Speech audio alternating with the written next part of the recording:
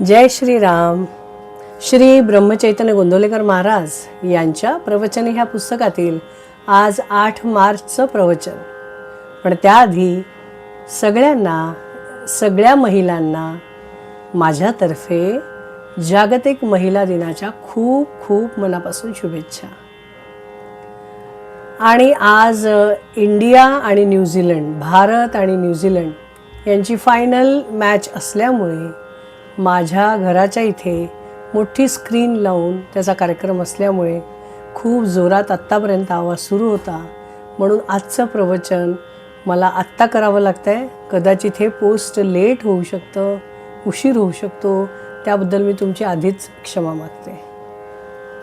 तर सुरू करूया 8 मार्चचं प्रवचन. प्रपंचाच्या अपूर्ण गोष्टीत केव्हाही समाधान मिळणार नाही. सर्व अनुभवात आत्मप्रचिती ही खरी. दुसऱ्याने पुष्कळ अनुभव सांगितले, परंतु स्वतःला येईल तो अनुभव हाच खरा महत्त्वाचा. आत्मप्रचितीने जागरूकता येईल, भाव वाढेल, साधनेला जोर येईल आणि भगवत प्राप्ती लवकर होईल. संतांनी पुष्कळ गोष्टी आजवर आपल्याला सांगितल्या, परंतु त्यांना देव जसा हवासा वाटला तसा आपल्याला वाटतोय का? प्रपंच करीत असताना भगवंताची आपल्याला आवश्यकता वाटते का? आपण असा विचार करावा की आपण लहानाचे मोठे झालो, विद्या संपादन केली, नोकरी मिळाली, लग्न झाले, मुलेबाळे झाली, घरदार केले, परंतु आपल्याला अजून काहीतरी हवेसे वाटतेच आहे.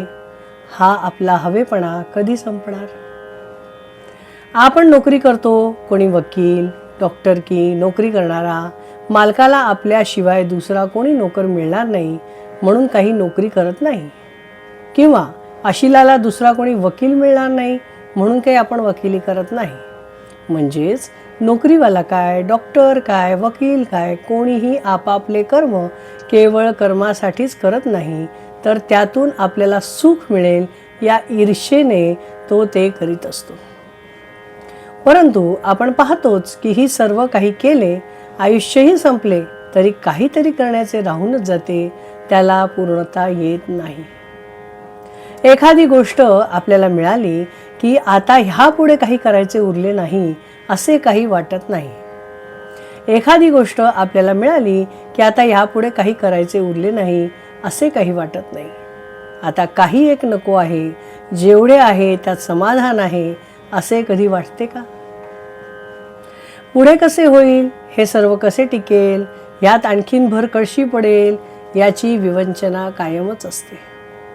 एखाद्याचे लग्न ठरले की आता प्रपंचाची काळजी मिटली असे वाटते का? लग्न झाल्यावर समजा 5 वर्ष मुलं झाली नाहीत तर हा काळजी करतोच, आणि समजा मुले झाली तरीही काळजी आहेच. तेव्हा या प्रपंचाच्या गोष्टी अपूर्ण आहेत, त्यातून समाधान लाभेल हे कसे काय शक्य आहे? या गोष्टी एकातून एक निर्माण होणाऱ्या आहेत. ज्या म्हणून सुखाच्या गोष्टी मानल्या त्या सर्व जरी एकत्र केल्या तरी त्यातून समाधान निर्माण होणार नाही. ज्या गोष्टी अपूर्णच आहेत त्यातून पूर्ण स्वरूप असलेले समाधान कसे बरं लाभेल? समजा एका वेड्याच्या इस्पितळात 200 वेडे आहेत. जर कोणी म्हणाले की आता आणखीन 100 वेडी आले की आता शहाणा त्यातून निर्माण होईल, तर हे कधी शक्य आहे का? मनुष्याला किती असले म्हणजे पुरे होईल असे ठरलेले नाही. आहे त्या परिस्थितीमध्ये आपण समाधान मानले की जे आहे ते पुरेल. जय श्रीराम. श्रीराम जय राम जय जय राम.